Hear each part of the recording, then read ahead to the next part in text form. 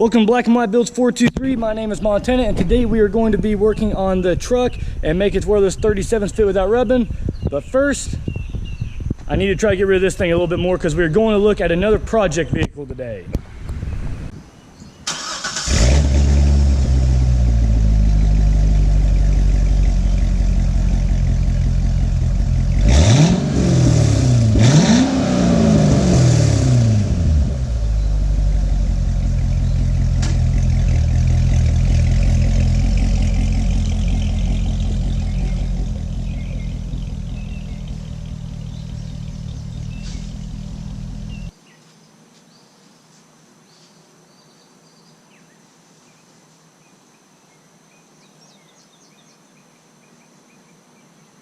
Now it's time to go make these 37s fit properly.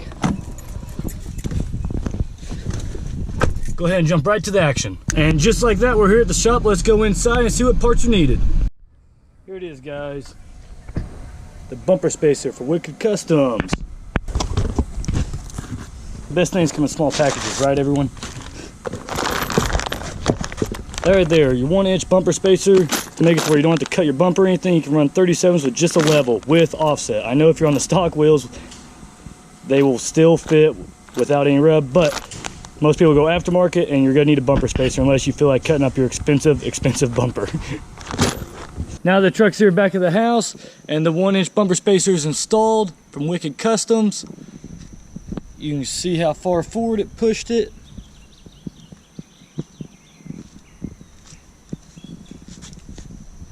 And now I will no longer have to worry about nicking my bumper with the tire. Thank gosh, it's been driving me nuts. And now we're gonna jump over, go ahead and cut up the back a little bit to make sure it all clears. And then the 37s will finally be fitting with absolutely zero rub and very minor trimming in the back portion because I went with the bumper spacer instead of trimming.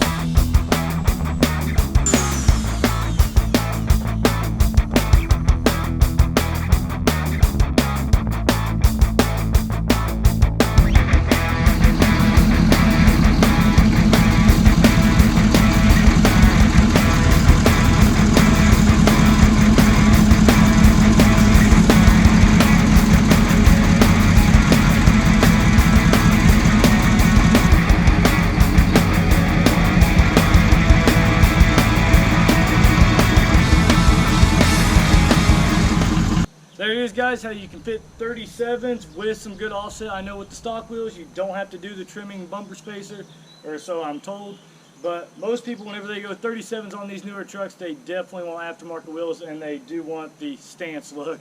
So anyways, a 1-inch bumper spacer for Wicked Customs is only 150 bucks, and then my little cheap $50 Dremel that I've been using for years, I've got a ton of work out of. I used the metal cutting blade and then the plastic to make it all nice and clean.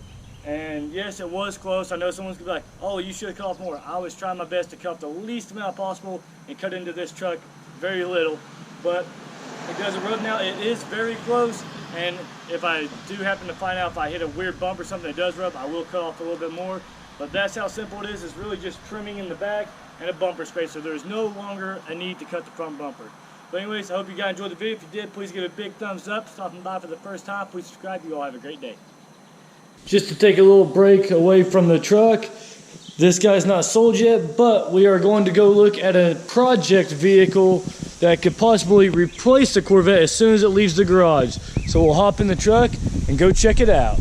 Who would have guessed my wife was the last one to drive the truck and I jump in here and the fuel light's on? Who would have guessed? Thanks, sweetheart. What's crazy is coming and look at this possible next build, and it is one street over from my old neighborhood, the original house that the channel started at. That's a good looking start right there. But no, that's not what we're looking at today.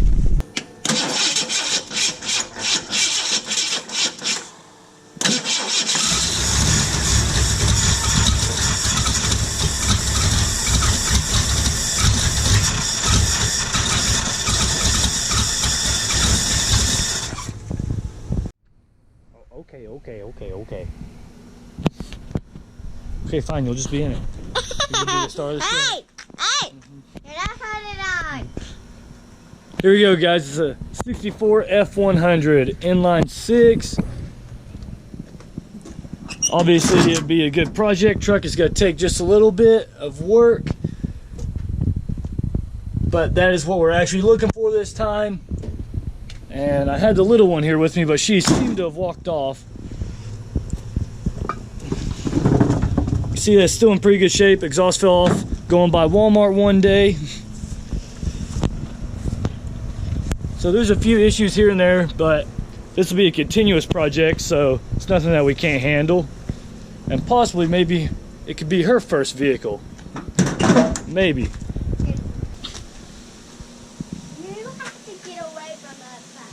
And obviously I'd be wanting to do some type of motor swap in the future, so being that it's having an issue running isn't too much of a real issue. But tell me what you guys think down in the comments below. Here's a little fun fact for everyone that hasn't been with the channel since the very beginning. There is where I grew up and where the channel originated from.